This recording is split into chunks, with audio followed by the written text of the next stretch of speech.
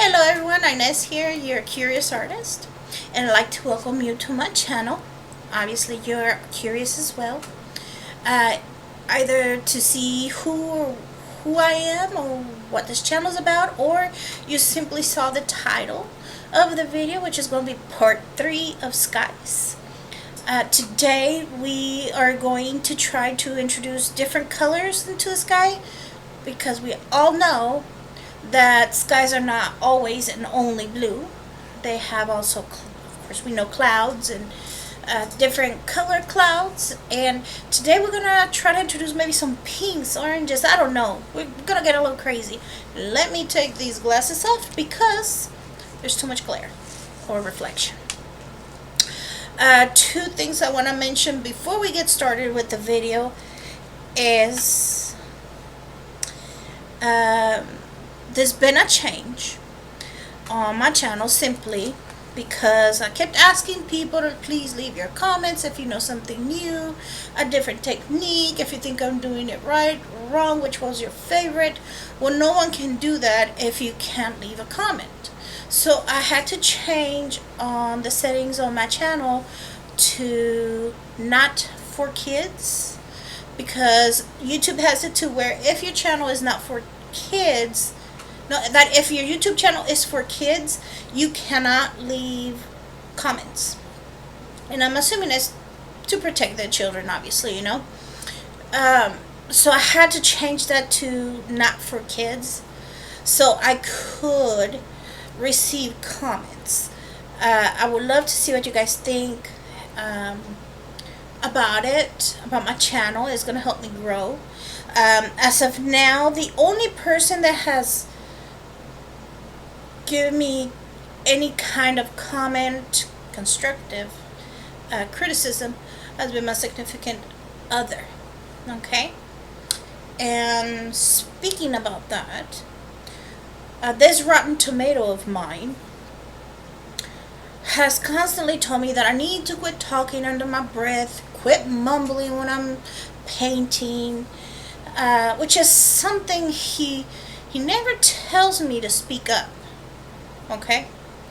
Because I'm not a quiet talker.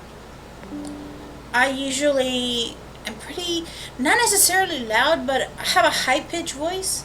And he's usually telling me, calm down. It's only 6 o'clock in the morning. So yes, that's quite the opposite of what I usually hear from him. So we're going to fix that. I'm going to get a microphone here in the next couple of days. Right now, what I have been using is a microphone that's in my webcam. And although the picture quality is great, the sound is not. The microphone in them is really not. I attempted to use this microphone here. It's called a Halmurin mic K66. It's pink. It's pretty cute. That's why I bought it. You know, it's cute and pink. And this mic is not for recording videos like these. This mic is for you to actually have it right smack in your face, because when I attempted to use it like 1.5 feet away from me, this sound dropped to 30%. So I'm gonna donate this microphone probably to the Lex Center for Creative Reuse. Hey, I said it. I've been struggling with that for a long time. If you watch my previous videos, you'll see that I slaughter the name of this store every time I try to say it. So I'm probably going to donate it to somebody there that might know somebody that needs it, because it's basically brand new. I've only taken it out of the box twice to use. And today I realized and found out really that I cannot use it for this. Maybe I use it for music. I don't know. I'm not a great musician, by the way. I play a little guitar. I've not taken the guitar out in years, maybe like 3-4 years. But I might use it to record, possibly for the videos. Maybe some music for the background or for the entrance. I'm working it, and I am learning a lot. Now, with that being said, I'm going to get started with this video.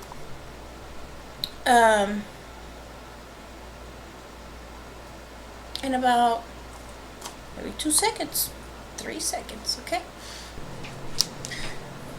So I know you're saying, okay, that is not what you talked about. We're going to do now. The reason why I'm putting this on here, if you watch my previous video,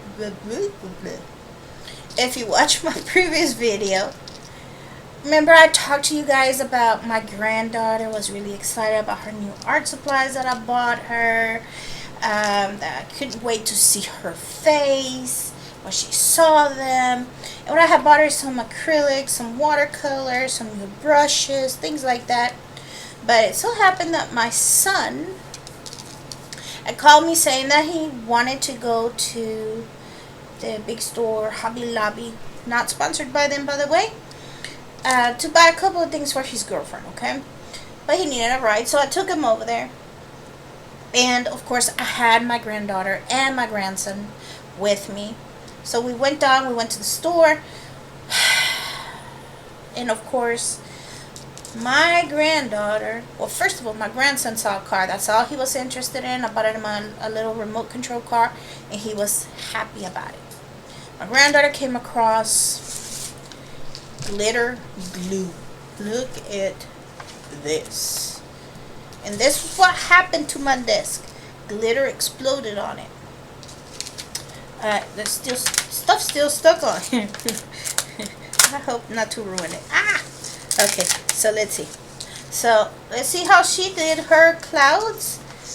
You can see here she did some, I don't know what's in the clouds, but she's got like red and gold and green and blue clouds, silver clouds. I'm assuming that's a cloud. Grass. I think she said that was a pig. I'm not sure. Some words of encouragement of star number 1. Girl power teamwork. Little flower. That's a little cloud up at the top. Oh my god, I can't believe it. Okay, I'm so sorry, but I actually had not looked at these because I was letting them dry for you guys completely. And this is best funny farts. Nice. I don't know what that really means. I think a nice star. Nice star, I believe it says. I'm not sure what this is. But I thought this was hilarious. I didn't know it said that. I thought it said best family and then it says farts. I'm like, oh, nice star. Okay. Alright, she made me laugh. I can't believe it. I should have read this first, right? Alright. So what I'm going to do is, oh god, there's so much glitter on here. I'm gonna clean up this mess, wash my hands, because that's what you're supposed to do when you do any kind of art project, especially watercolor. You want to get the oil off your hands. My baby girl, my granddaughter, girly girl, couldn't stay away from the glitter, so she didn't even touch her other art supplies. She just had to have the glitter, and I let her go at it. And that's what you do. That's how they learn. That's how they enjoy it. You don't take that away from them, because then they'll want to do the other stuff. So let me go ahead and clean all this mess up, and I'll be back. All right, we are back. I got most of the glitter off of my desk. Believe it or not, there's still glitter. I see 1, 2, 3 little specks of glitter. I still got, even though I have washed my hands thoroughly, I've got glitter somehow on the back of my hands. And even right here on the paper. This paper wasn't even on the desk when my granddaughter was playing with her glitter glue. So I have to make sure that I mention the things that will be used on the video, because I've been told by my Rotten Tomato boyfriend that I don't say what things are, what they're measured and stuff, which I know I do, but he can't hear because of the bad sound quality, which I'm going to try really hard to speak louder, clearer, which I have an issue with. I don't speak very clearly at times. And here we go. Number one, a spray bottle of some sort. I got this at the Dollar Tree for misting or re-wetting the paper. And I'm going to start by spraying the watercolors so we can activate them. That's what they're for. That's what that's for. I've got gouache always nearby. Never know if I'm going to use it or not, but I leave it at my desk. I don't usually keep a small gouache. It's usually the big one because this small one is the one that I take in my travel bag. I am going to put this on the side right here. The rinse well, as you guys got to know very well in my last video, for clean water. So I can, this is brush rest, so I can put my brushes over here to dry.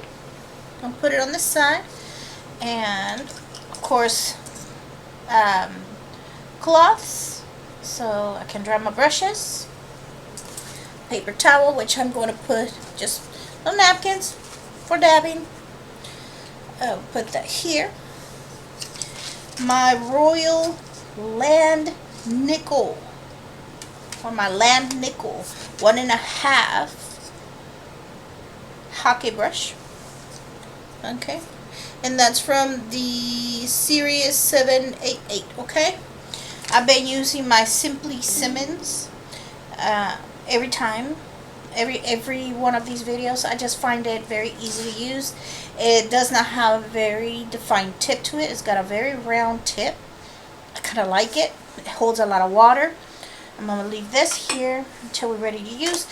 And just in the spirit of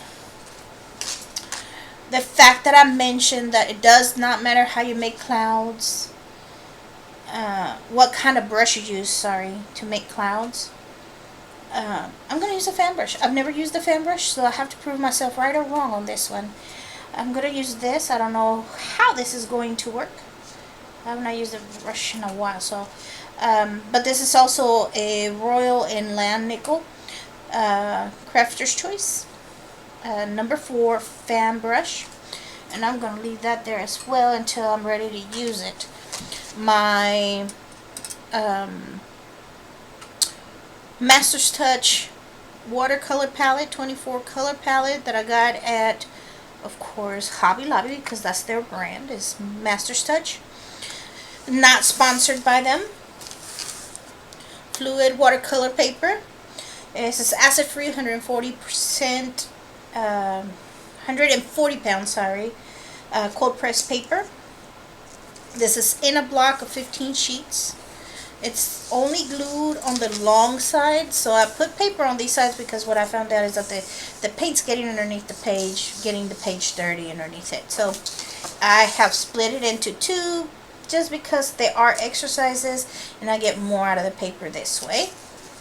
Now, as a refresher, and what we've done in the last 2 videos, part 1 and part 2, this is part 3 of skies, is this one.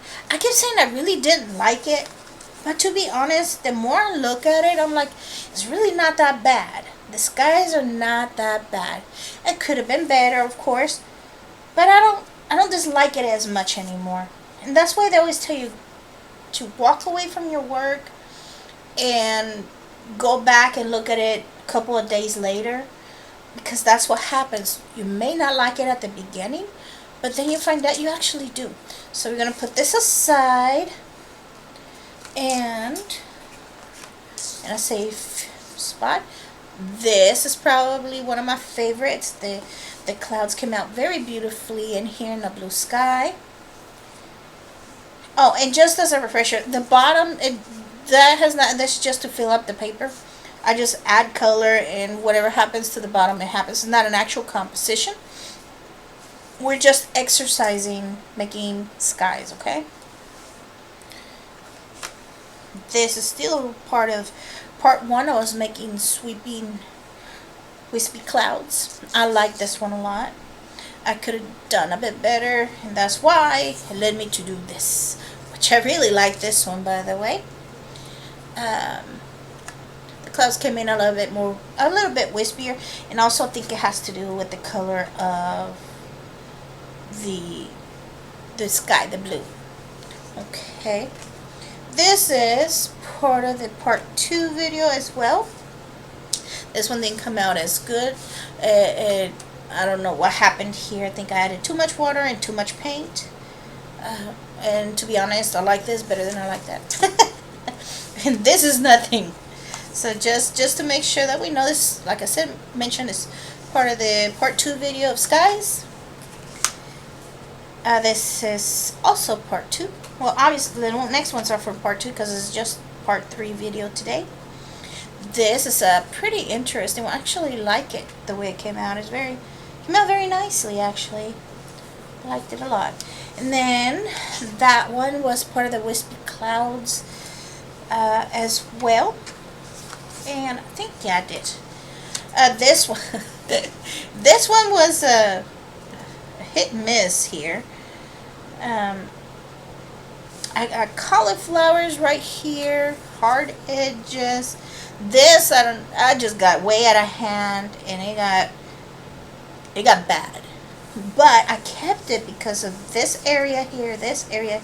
These areas is the look that I was looking for. Where the gray really kind of spread out softly. But I can show you also the mistakes. You know, I had cauliflowers. This means that I added wet paint to damp paper. Can't do that. It's either wet on wet or dry on damp. So this don't happen. It also, of course, wet on dry doesn't happen. But if the paper is wet, never add wet paint on damp paper if you don't want cauliflowers, unless that's what you're trying to do. Don't do this, okay? And let's put this baby over here, and that's the last one we did in the last video of part 2 in the sky series. That one's alright. Not too crazy about it, but like I said, I'm always going to show you when I make mistakes as well. So here we go. Now we're going on to part 3 of this, guys. I mentioned in the previous video we're going to try to add different colors to the skies. The skies, not disguises. And here we are. I want to attempt to we're going to do first different color gradation of color. Possibly, yes, I'm going to do that, and I'm going to add some clouds to this with the dabbing method, and let's see how it works. Yeah, let's get our Hocket brush wet so we can get some good color. I'm taking most of the moisture out of that brush because it holds a lot of water. Yeah, I guess I didn't get enough. Yeah, I did. It's just I'm not holding the brush the way it should. But anyways, like you saw me, I put a lot of water, not a lot of water, a little bit of water onto my brush. Then I squeezed most of the water out right here, as you can see, the same way I just did. This brush holds a lot of water, and I mention it every time I use it, almost as if I had just figured that out for the very first time. I know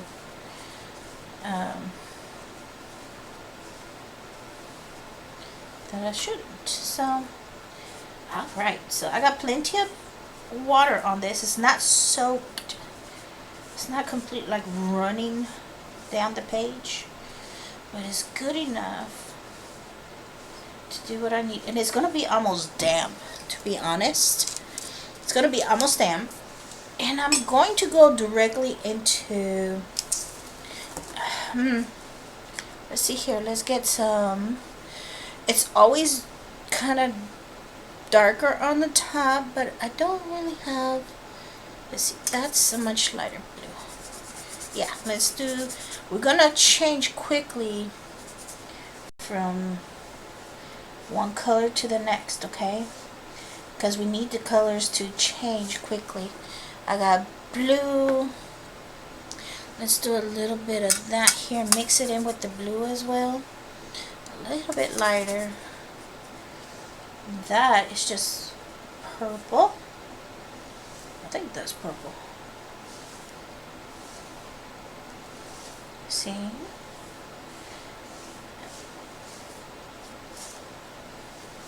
And I might have put something oily on my paper right here because the color is separating on the paper. And that is a very purpley color. I think I want to do this. There we are. Yes. I added more blue. That's cobalt blue, by the way. That's cobalt blue, very watered down. This is cobalt blue and purple. And it's just so it can slowly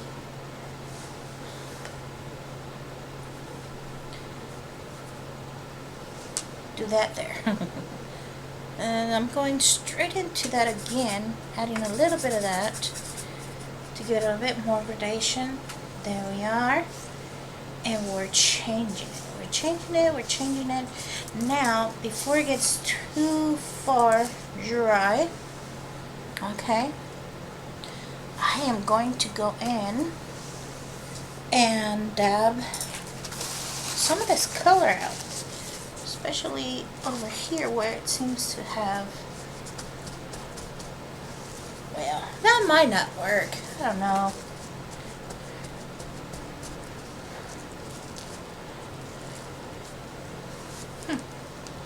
Possibly not. Okay, that's not going to work. The color's too pigmented. But you can see what I was trying to do, right? The color's too pigmented and it would be very hard to get that color out of there. I'm going to do a little bit more. That might be too big of a paper, but anyhow, that didn't work because the paper's too pigmented. You can't really get the paper out of it. I really like it though. It's a very pretty color. So, alright, we're not gonna do, let's go back in here. We're not going to let that stop us from making pretty colors. Do that again. Let's go back in here.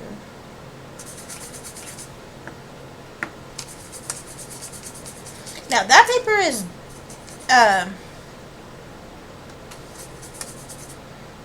damp, so I need to go straight in. Oof, that's way too dark. Okay, I've got no clue what I'm doing now. Alright. You know what? I think I better stop while I'm ahead, but it is not going to happen. What can I do there? I'll leave it that way.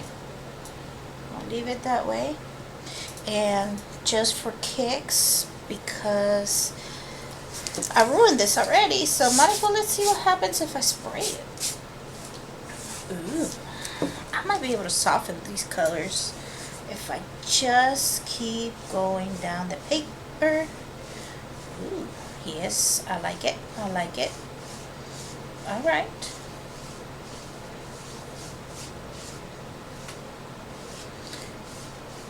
Doing this, I have actually helped the colors fuse very well. I'm dabbing some of the color out because I did get too blue up here, and all I have to do is dab the paint up here and take some of the color. There we go. I fixed it. I fixed where the colors are supposed to be. Now, like I said, there's some, I don't know, I don't think you guys, yeah, you can see this right here and this over here. Those are spots that somehow have oil on the paper, and it doesn't take the colors. A perfect example why you have to wash your hands. I did wash my hands, so I don't know what happened in between that. So now that we have this beautiful, say, horizon here, I want to do something down here. I'm going to use this green.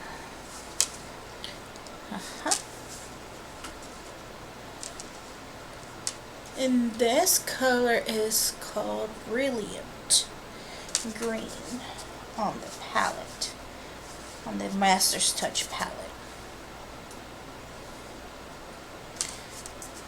Now, we always start with the lightest colors and move our way up on the palette on how dark they are. Now, darn it. Well, I forgot that this paper is wet and I went in and did, but it looks kind of cool actually, to be honest. So what I'm going to do is go straight across. There we are. It almost looks like water.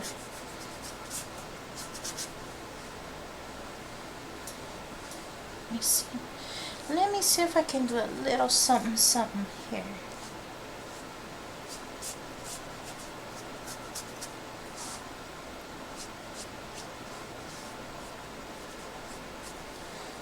And I'm doing something, I'm not sure if it's going to work, but it seems to be working.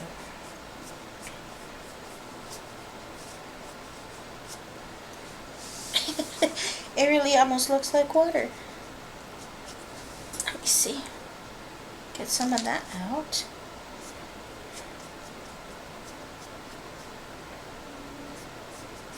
Just go straight across like that. Let me get back in here.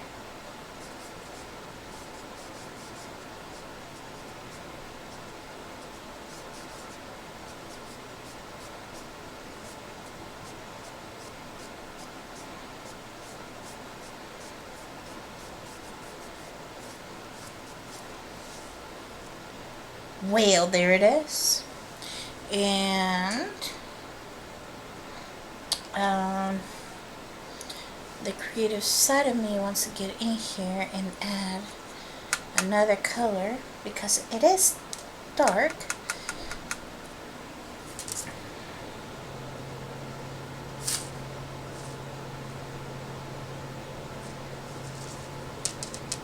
I want to do this just because I can.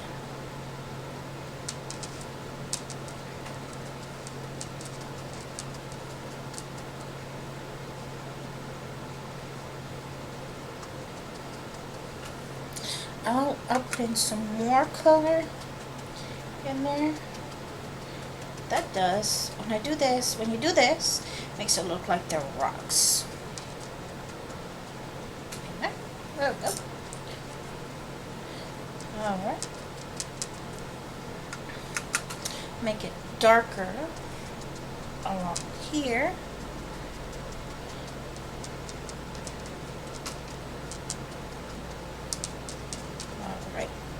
And on the opposite side, we are going to do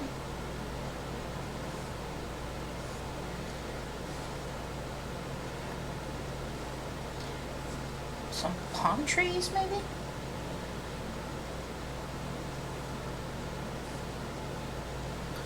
I think so, yes. And this brush is not going to be very good for that. So let's give it a good rinse. And, well, I guess it's a good thing I took out this brush, the fan brush. This is a number 4, like I mentioned, of the Royal Langnickel. And we're going to do black.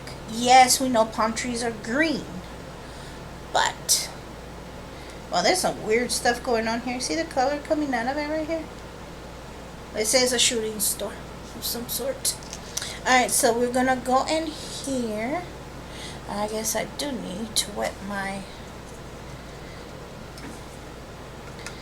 brush here.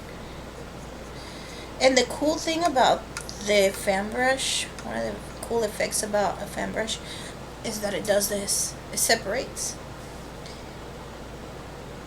And we're gonna do this here.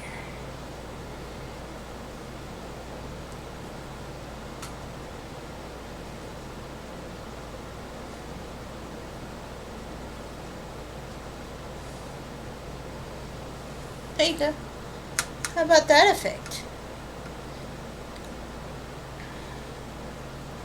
And do this on top. Change that. There we are. Like that. I need just enough water to get these bristles really. There we go, soaked. There we are, a little bit darker.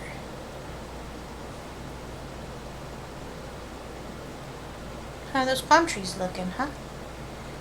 I wasn't planning to teach you how to make a palm tree. And I wasn't planning to make a palm tree or an ocean scene for that matter. But yeah, this is a good technique to learn how to do it. Use your fan brush. Use the advantage of the brush fanning out this way. And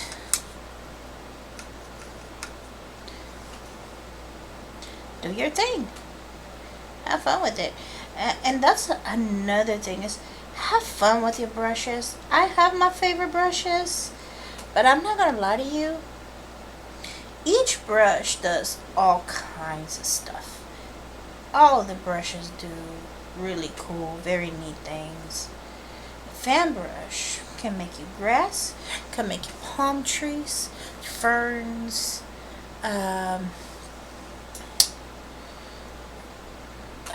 beautiful trees, streaks, things. I mean, it's just like the cat's tongue. The cat's tongue can make you rocks.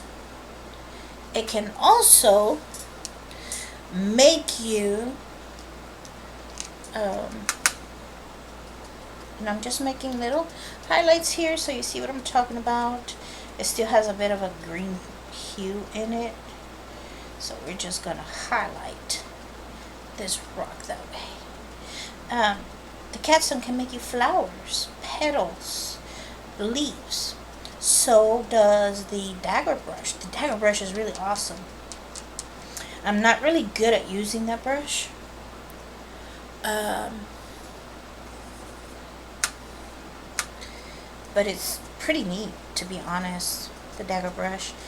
And it's because it has funny shapes that do different things as well, you know. This could actually just be somewhat of a bush or something. And since I don't have a liner brush, I'm going to use again the fan brush.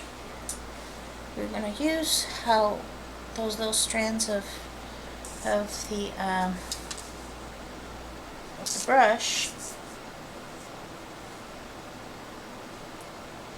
See?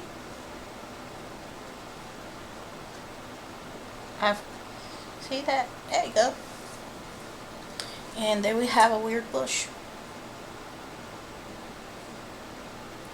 And it does not actually look like a palm tree when you get really up close to it, but when you step away from it, and once you put the suggestion in it, your mind, your brain automatically says, oh, that's a nice palm tree. But when you get up close to it, it's just a bunch of little dots that the brush made. But that actually looks pretty cool. Alright, so we're going to let that, I'm going to let that side dry. I'm going to put a piece of tape over this simply because I don't want to mix accidentally the tape. And where in the world did my tape go? Give me 5 seconds, I'll be right back.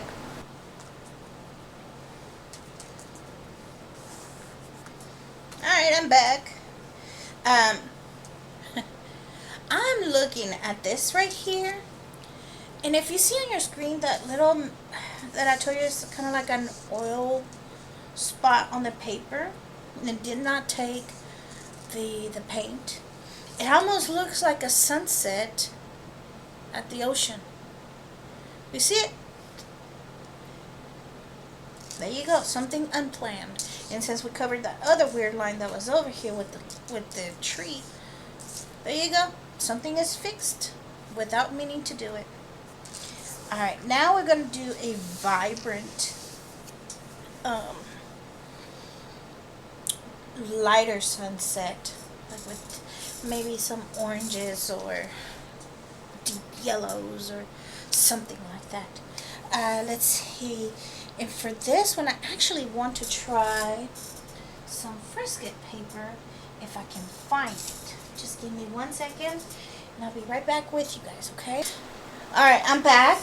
Frisket paper. Before I get fussed at for not saying what Frisket paper is, Frisket paper is used to make stencils. You can use it as a pattern or something you want to cover on your paper, so it will hold the white. I've used this technique in the LBL, Land Between the Lakes video. That's how I protected the sun from getting covered with other colors. And it's just paper. It has these markings in the back so you can measure with precision, much easier. And I'm going to need an extremely small piece. And I'm just going to take and turn it around, sorry. Try to protect, well, just move it out of the way. Okay, so here we go. I'm just going to cut a tiny piece out of here because the sun can't be that big in a small composition like this. Okay, so here we are. And like I said, it's just called Frisket paper. F-R-I-S-K-E-T.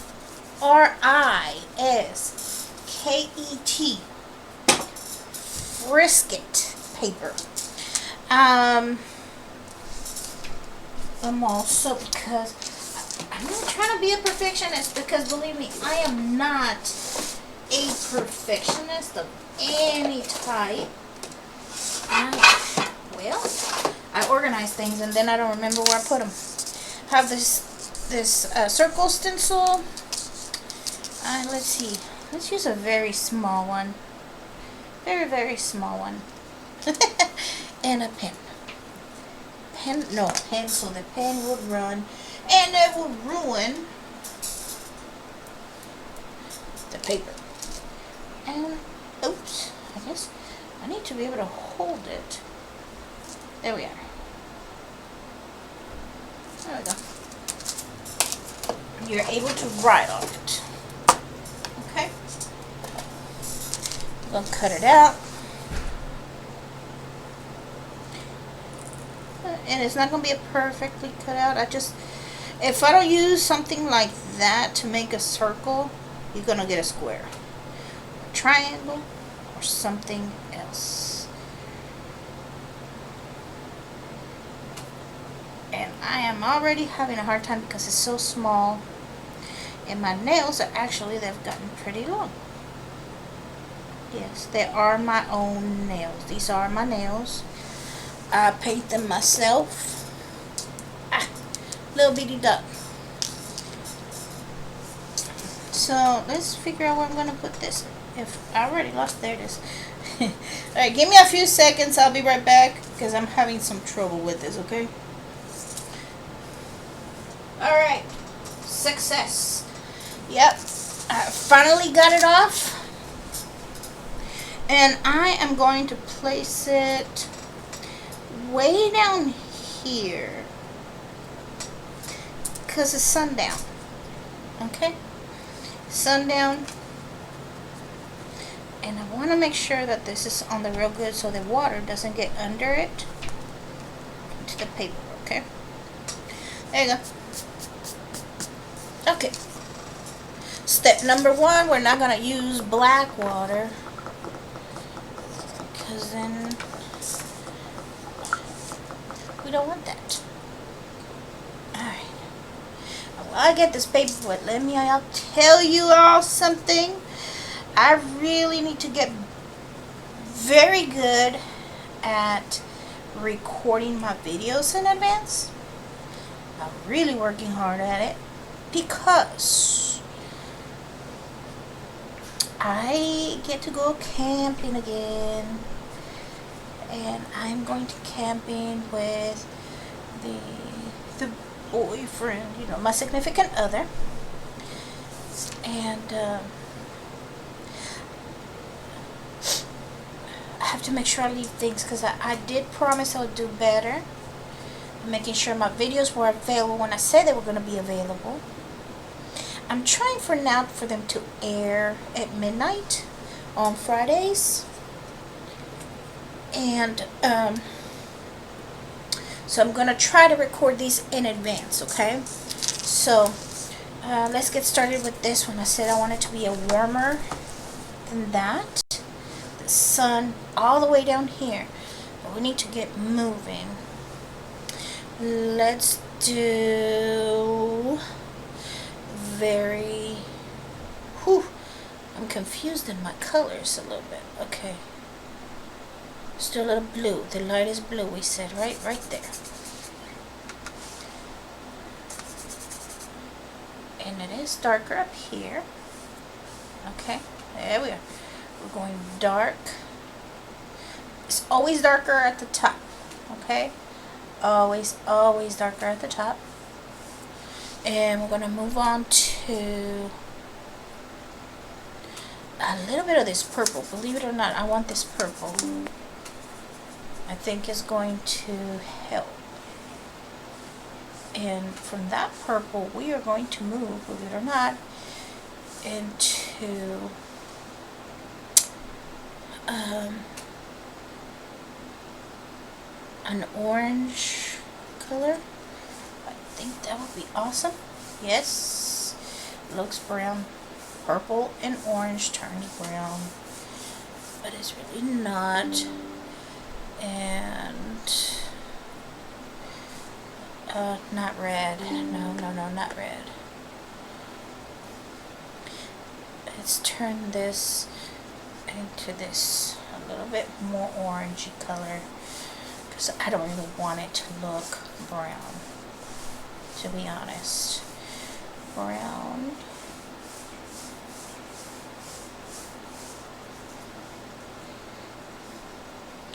And my colors are drying up a little bit, so I am going to need to spray them again. And I'm going to pull that yellow in at the top, because it's going to run down. I have my paper tilted about 45 degrees, maybe 30, 45. And I'm going to let that mix in there. And down at the very bottom, just because I can, I'm going to do red and go straight across that dot. You see it?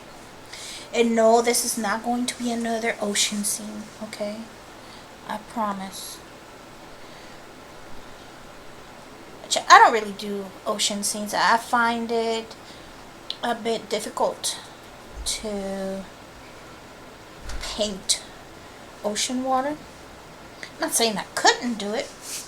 Just saying I've not really tried it. So, I think I might have used too much water. So let's get some. Let's try to fix this quickly. Let's see. Let me get my rag here. Let's go and fix this. Ooh, all right. This might be easy to do. All right. So let's go in. We're gonna do that.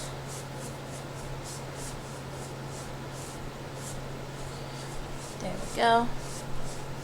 And all I'm doing is manipulating the colors. All right. Here. I think that looks great. All right, we're just gonna let it dry, and I'm gonna keep it on my bowl for a few seconds more, just so the paper absorbs. I'm gonna hummingbird the paint down here at the bottom. And honestly, this could be another ocean scene. I'm not going to do it, I said, okay? I love landscapes. I love ocean pictures. I like still water ocean pictures, because like I mentioned, I find it very hard to paint ocean water because of the waves, of course. I'm gonna let this sit here for a minute, kind of on a an angle so the water keeps running down and it don't go back up the other way. So I like the way it looks. Okay, it's not completely dry. I purposely wanted it to get to the damp stage. If you see it, I don't know if you can't really see it, but it's a little bit puffy. That means the paper is damp. I can't really find you guys a shiny angle. I know it is shiny because I can see it. But what I want to do with this is with dry paint, go in the center of the circle and push it out. I don't want to go around it. I want to push the paint outside of the circle, because if you do this, you're gonna mess it up. You just want the paper to barely touch the damp. You want the color, the paint, to barely touch the edge so it can spread out. Okay, let's see, I was gonna do red, but I think orange, like a darker orange, would be nice. Yeah, there we go. That might work. With a little bit of, I think vermilion would do. You see how I'm going out towards the edge of the paper, okay? And I'll give you guys a little bit of a close-up here in a second so you see what I'm doing, so you can see what it looks like. And I'm using a number 2 round brush from Lovely Finger. It doesn't really matter which brand you use, as long as it's for watercolor, of course.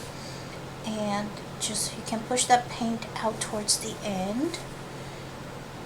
There we go. Now, that being done, the paint should run out and diffuse a bit. I'm going to use my round brush again, and I want this to be, let's get into this. I think this is raw sienna. Yeah, let's start out with raw sienna. Ooh, I love it. Raw sienna is so pretty. It's kind of a reddish brown.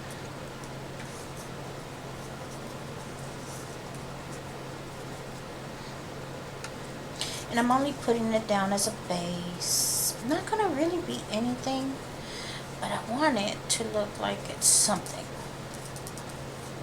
you know?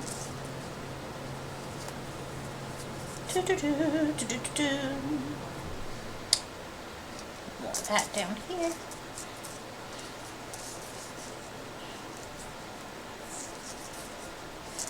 Dark colors gonna be at the top or in the back. You'll see in a minute. This is going to be too dark. Maybe here. Let's get some of this beautiful burnt umber. That's burnt umber. And I'm just dropping color. Okay. Paint is not too wet. It's not going to cauliflower. If anything, it'll leave a hard edge. I'm trying to, oh, there we go. Something like that, yeah. There we go. Let's drop in some black. Very, very, very, very back here. Make it look distant. Yes, one thing you want to keep in mind, if you want things to look distant, you make it darker, and you want it to look closer. Obviously you make it bigger at the front in your foreground, and make it lighter, more defined, you know. I'm going to add a little bit of color in here. I'm not sure yet. There we go. What I'm going to do here, see that here? I'm going to put bigger rocks right there. Maybe even do some scratches to make it look like there's a bush of some sort.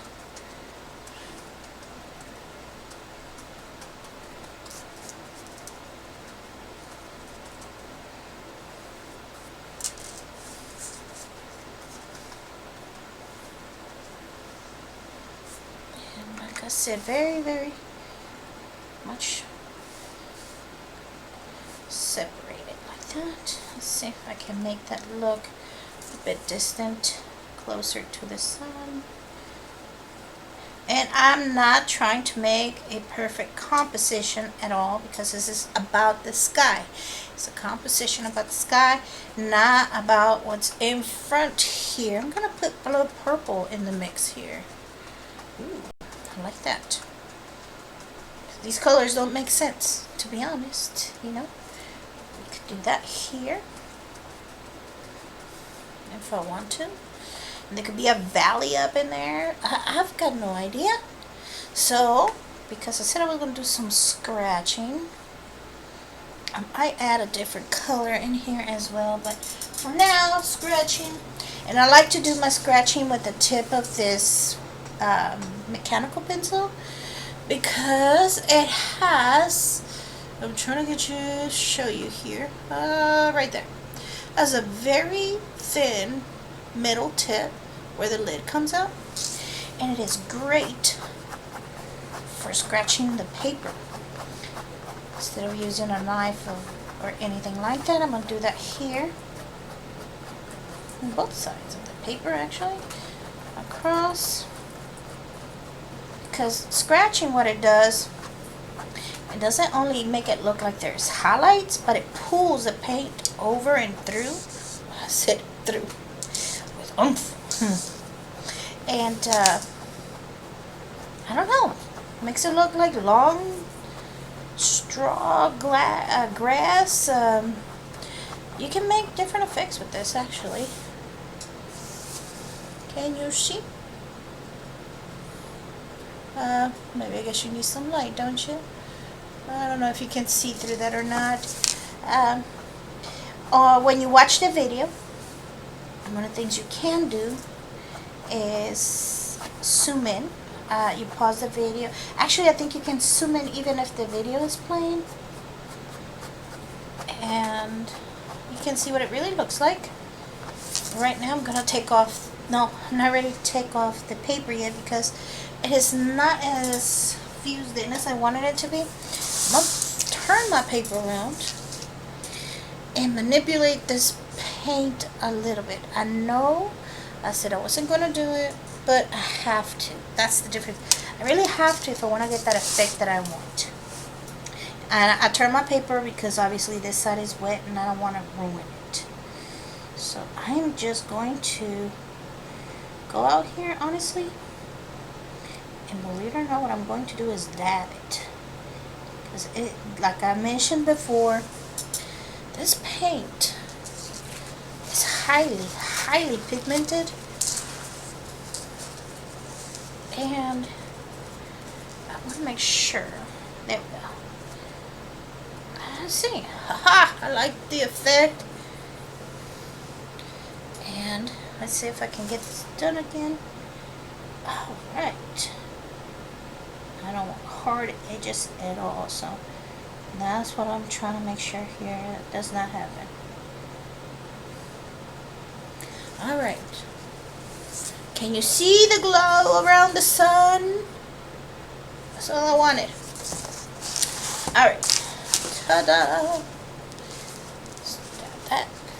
So during this series you have seen dabbing, you've seen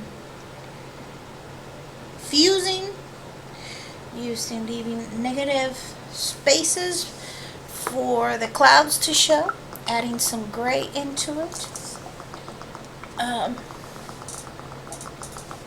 to make some beautiful skies. And here we have this. Now we're going to remove the edges of this. I think this is the finished product for today's video. I kept it under an hour. Makes my editing sessions even better. So we're going to take off the papers, which is most artists' favorite part of any video, I mean of any artwork that we do. We love to see what it looks like when we take off the tape off the edges. Yeesh. Oh my goodness. I ruined the the paper. I'm so sorry, you guys. But there you have it.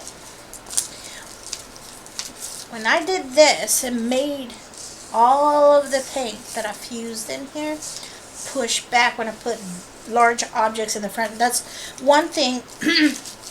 As a painter, most people know that when you're painting something,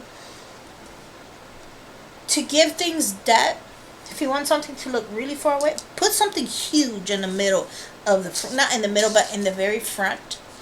And it makes everything else look so distant and far away. Now we need to remove the little piece of frisket paper in here. And yes, I'm using my nails. That should tell you these nails are actually my own nails, because it's really hard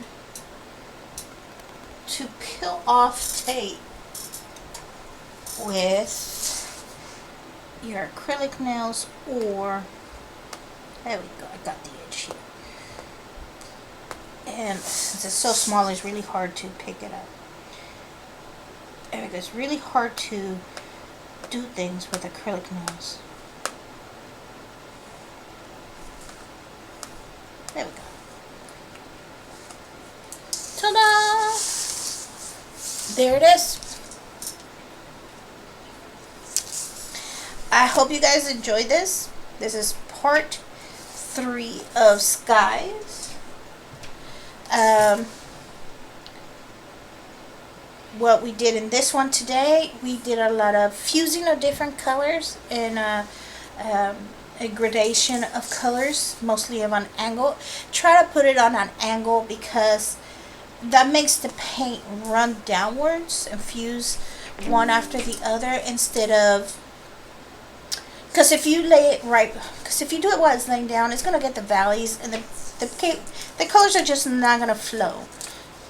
They'll puddle, and then you'll have ugly colors. I am really amazed of how good this actually turned out, because I tend to mess these up really quickly, because I forget that I'm supposed to keep it. I finish painting, then I lay it down, and when you do that, the paint puddles.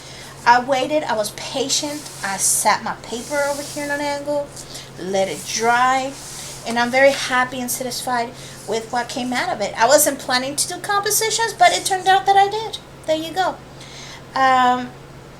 In part 4 of Skies, I think I'm gonna give it a run at stormy clouds. This is where I was gonna introduce the spray bottle on the technique that Miss Lewis uses in the Lewis and Morgana YouTube channel to create these wonderful stormy clouds with the spray bottle misting her paper after she applies color and tilting it in different tilting her paper in different directions. So I'm a bit nervous about that one, but we're gonna learn together. I'm gonna do it at the same time. It'll be the I guess the second time I use a spray bottle for clouds. The first attempt was in the previous episode, which I accidentally did it, and I really liked the effect. Alright, so I'm going to shamelessly ask you guys to please like, subscribe if you haven't, share with your friends, show it to your children, to your dogs and your cats. I really enjoyed hanging out with you guys, and now that the comments are turned on, you can leave me messages if you like. I greatly appreciate it. Have a beautiful day. Stay curious, you guys.